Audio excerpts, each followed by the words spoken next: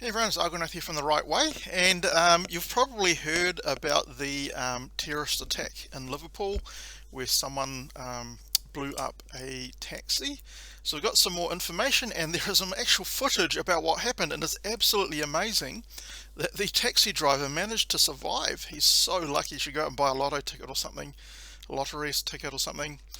So let's just have a watch of this. You can see the car coming in, and then as it parks, it goes off.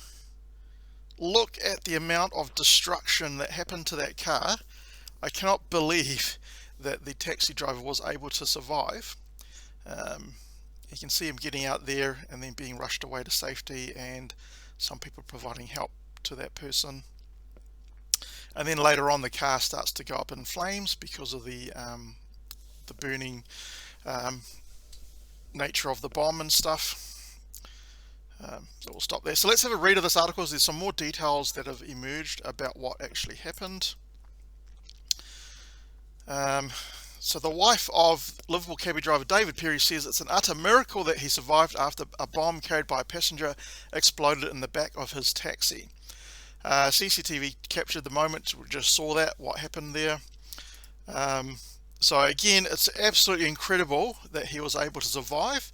It sounds like he didn't have too many major injuries to him as well, which is absolutely incredible, and I feel so happy that he was able to survive without too many lasting injuries.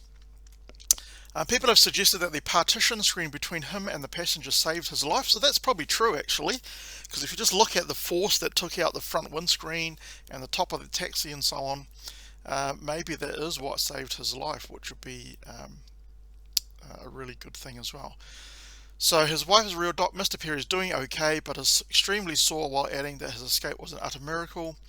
I'd just like to thank each and every one of you who messaged asking how David is. He's doing okay, but extremely sore and trying to process what happened. I just imagine what he's going through. I don't know what I would be doing if I had to go through something like that. It's just crazy.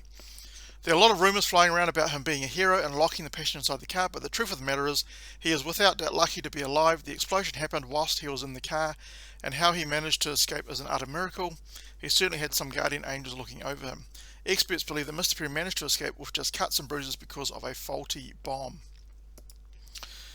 Nick Aldworth, a former counter-terrorism national coordinator, told BBC Radio 4's Today programme that from what he has seen, there is very little blast damage, indicating that whatever was in the vehicle was low yield or didn't work properly, or possibly an incendiary. So, I mean, to me that looked pretty big, but I guess a proper terrorist bomb is likely to want to cause a lot more damage than what actually did happen. So maybe something went wrong, thankfully. Otherwise, Mr. Perry would probably not likely to be alive. Any type of explosion in a confined space is devastating. Here it blows out the windows and sends the entire windscreen into the sky. This makes obvious that the seat of the blast is where the taxi passenger was and not the front where the driver was. The white smoke indicates that the explosion was fueled by some type of explosive.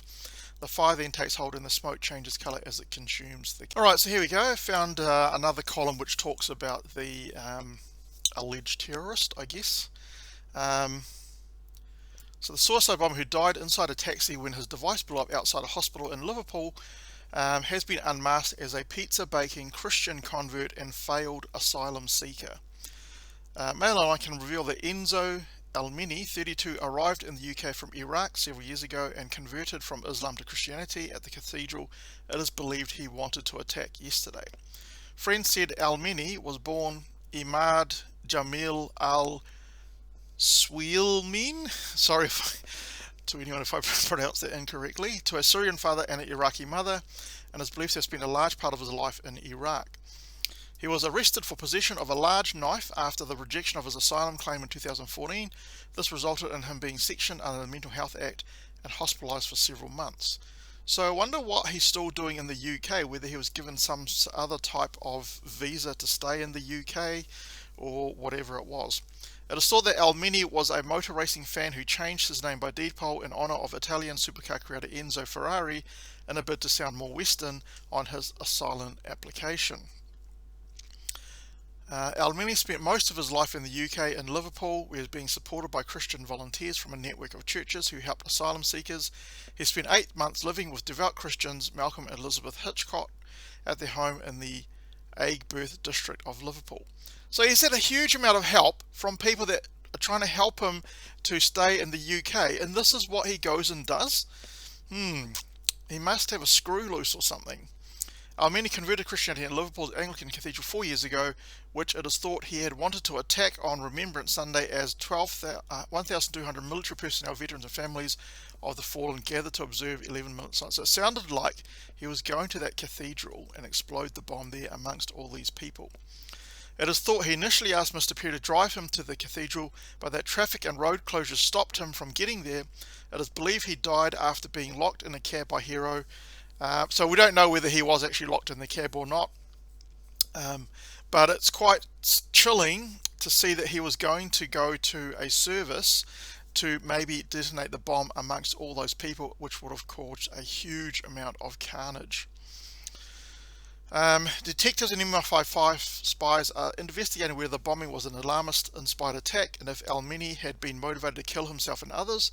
Security sources told the Mail that Almini's mental health problems were a key line of inquiry in understanding his motivation. So yeah, it sounds like he did have some mental health issues, but that, you know, he was taken in by the good people of the UK and they tried to help him as much as they could, but for some reason he decided he wanted to become a suicide bomber, which is very, very sad.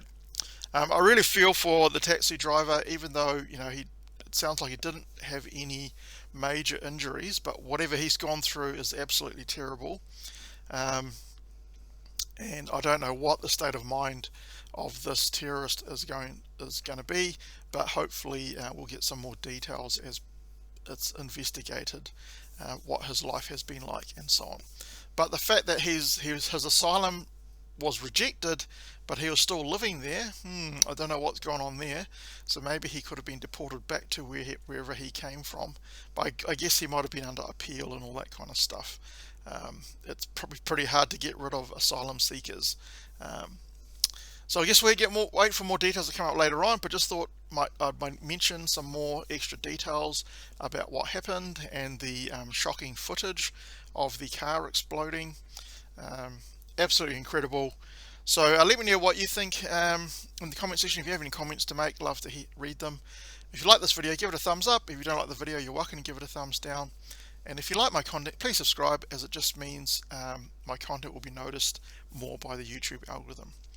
Anyway, hopefully I'll catch you in the next video.